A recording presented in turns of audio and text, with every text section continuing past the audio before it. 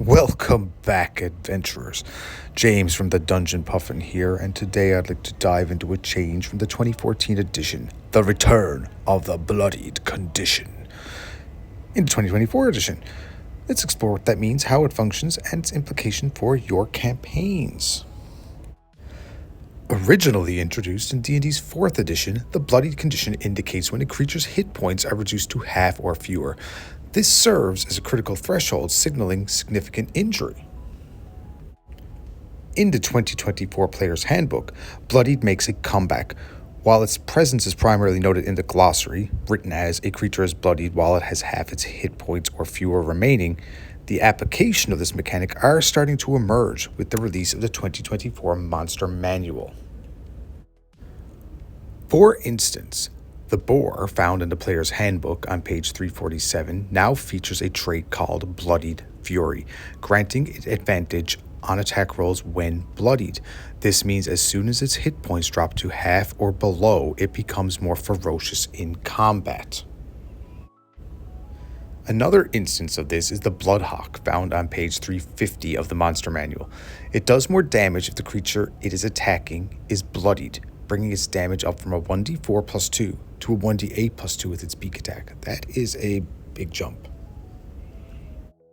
Another instance of a bloodied ability is the Berserker. It has Bloodied Frenzy. While bloodied, the Berserker has advantage on attack rolls and saving throws, so that if the Berserker has been hurt enough, it has a better chance of hitting.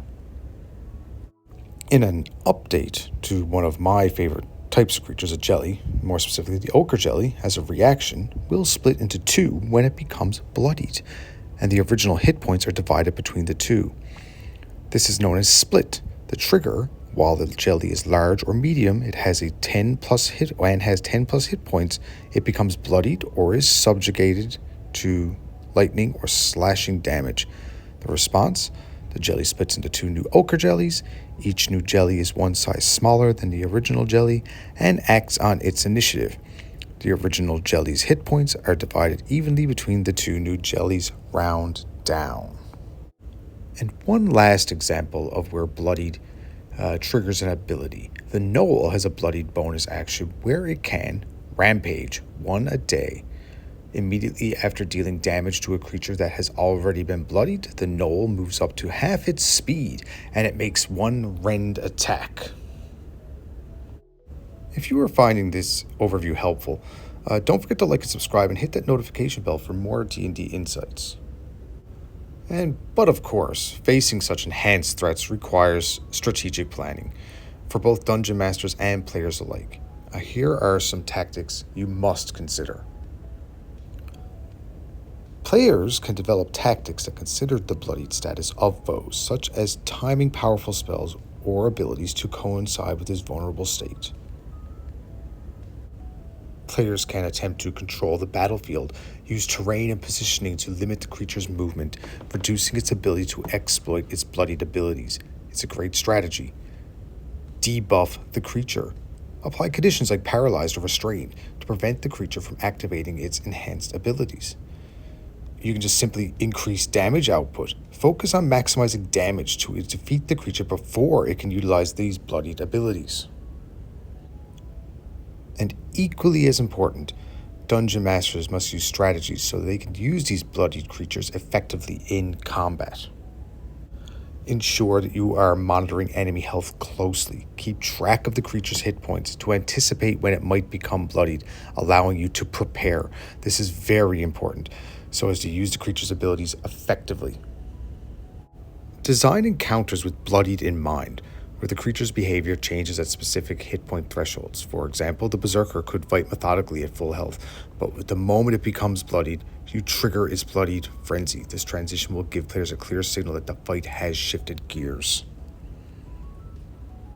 Create tension with timing. Use the bloodied condition to pace your encounters.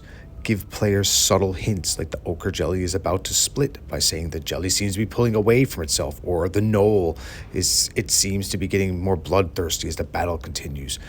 Signals the monster is nearing a critical moment. This encourages your players to adjust their tactics mid-fight, whether by focusing fire or repositioning to avoid area effects. Leverage reaction-based abilities. Many bloodied abilities, like the Jelly Split, rely on the creature's reaction. Plan encounters so that these reactions create dramatic counterattacks. For instance, force a scenario where a spellcaster's area spell triggers the bloodied reaction, turning the tide unexpectedly. And finally, narrative and visual clues. Remember, the bloodied condition is not just a mechanical trigger, it's also a storytelling tool. Use vivid descriptions to convey the creature's transformation. Describe the physical changes. A troll losing a limb. The troll roars in fury as its arm is severed, the wound already writhing with grotesque tendrils of regenerating flesh. Or a berserker's attacks turning into reckless aggression to immerse your players in the narrative of the battle. The berserker's breath comes in ragged gasps, his grip white-knuckled on his weapon, as his eyes glaze with fury. One more slight, one more wound, and he'll be lost to the bloodlust. By incorporating these strategies, you can transform encounters into dynamic multi-phase battles that keep your players on their toes. Whether you're using a splitting Ochre Jelly or a rampaging Gnoll or any of the other numerous monsters with bloody tactics in the Monster Manual 2024, these tactics add depth and excitement to your games. Challenge yourself. Challenge your players. The Bloodied condition in the 2024 edition of Dungeons & Dragons is very well done, in my opinion. It keeps it simple, but adds enough depth to combat. But tell me what you think. Leave a comment below, and if you found these strategies useful, or anything in this video useful at all, please make sure to like and subscribe.